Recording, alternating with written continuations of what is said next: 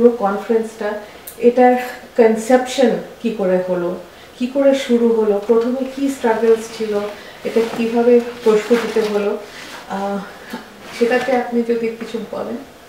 আচ্ছা, এই যে এনএবিসি হলো, এনএবিসির যে সত্ত্বাধিকারী তার নাম হচ্ছে সিএবি, অর্থাৎ কালচারাল অ্যাসোসিয়েশন অফ বেঙ্গল। 1970-এর দশকে যারা আমরা এদেশে এসেছি তখন এখানে কোনো বাংলা ক্লাব টাব কিছু ছিল না।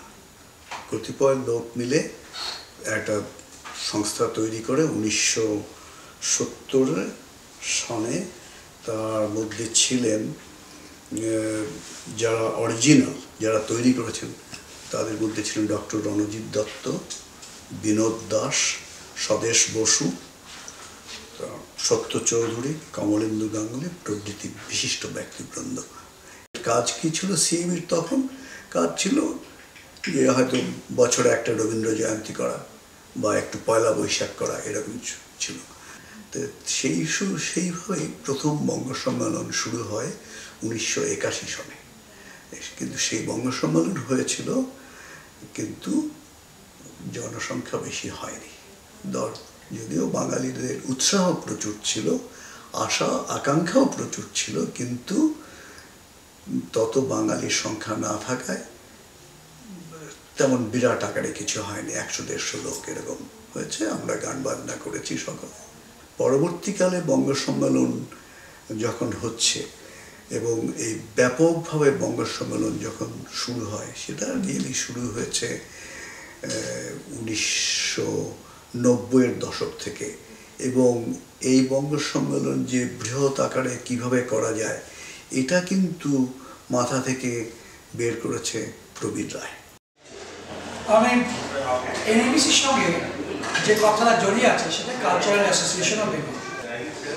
আমরা যারা 70-71-তে এসছি, এসে আমরা হাতে লেখা পত্রিকা বের করলাম, প্রায় 1 দশক চলে গেল। তখন আমরা ভাবলাম যে আমরা তো ছোটোখাটো নাটক সমস্ত স্টেটে সব জায়গায় করা হয়, আমরা এটা বঙ্গ সম্মেলন করি না। 1981 সালে আমাকে বললো, তুমি এটা বঙ্গ সম্মেলনের চেয়ারম্যান হও, এটাকে ফাস্টারিং করো। আমি তখন 1981 সালে আমাদের প্রথম এলো আমাদের সুনীল গঙ্গোপাধ্যায়, উনি আমাদের খুবই এনকারেজ করলেন, মহতি প্রয়াস। তারপরের বছর এলো সলিল চৌধুরী, তারপরে হলো আমাদের যে ওই মেঘেডাকা তারা সমস্ত বইগুলি যে করে যাওয়া, তো উনি শক্তি সামন্ত সঙ্গে লেখা উনি এলেন। তখন আমরা 3 বছর নিউ ইয়র্কে করলাম, মাত্র 180 জন লোক প্রথম বছর, দ্বিতীয় বছর হয়েছিল 220, তৃতীয় বছর 300। তো আমরা বললাম যে এটা শুধু নিউ ইয়র্কে হচ্ছে কেন, আন্তরাজ্য হোক না কেন। তখন আমরা বিভিন্ন জায়গায় তাদের সঙ্গে কথা বলে তারা রেডি হয়। 1984-তে আমরা শুরু করলাম যাত্রা, সেটা হলো বোস্টন। 85-তে আমরা চলে এলাম সান ফ্রান্সিসকোতে, সান হোসেতে। এইভাবে প্রতি বছর ঘুরতে হবে এবং প্রত্যেকটি জায়গায় আমাদের স্নোবল এফেক্টের মতো নতুন কিছু উপাদান এসে যোগ হলো। যেটা শুরু করেছিলাম 200 লোক নিয়ে, আজ 1995 সেটা হয়ে দাঁড়ালো প্রায় 7000, এবং 2005-এ 12,500 লোক ম্যাডিসন স্কোয়ার গার্ডেনে বঙ্গ সম্মেলন করলো, যেটা বাঙালি অনেক ভারতীয় ভাবতে পারেনি যে বড় বাজেটে একটা ম্যাডিসন স্কোয়ার গার্ডেনের মতো একটা জায়গাকে বঙ্গ সম্মেলনে বাঙালি, যেখানে পুলিশ মহল থেকে যে কোনো লোক শাড়ি পরা দেখলেই বলো শাড়ি খুঁজছো, ম্যাডিসন স্কোয়ার গার্ডেনে যাও। এই যে অনুভূতি, এবং আমরা এই অনুভূতিতে এত গর্ববোধ করলাম যে 2005-এর পরে 2006, 7, 8 আর্থিক সাফল্যের সঙ্গে বঙ্গ সম্মেলন অনুষ্ঠিত।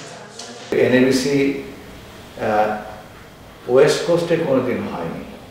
আচ্ছা, এবং 1987 সালে ফেব্রুয়ারি মাসের শেষে সিএবি থেকে আমাদের ফোন করে যে আমরা ওই 1987 সালে বঙ্গ সম্মেলন ওই ওয়েস্ট কোস্টে করতে পারবো কিনা।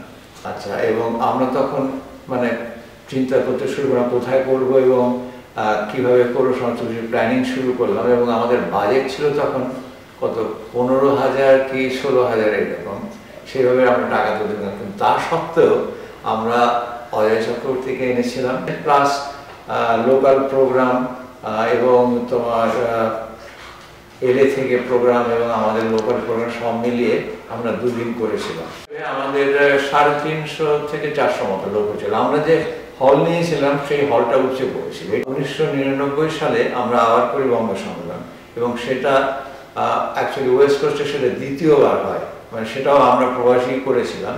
এবং আমরা তখন হিসাব করেছি যে আমাদের যা লোকজন হবে তাতে আমরা ইজিলি একটা কনভেনশন সেন্টার ভাড়া নিতে পারি। আমরা তখন হিসাব করছিলাম 1000 4 লোক হবে, এবং হয়েছিল 1000।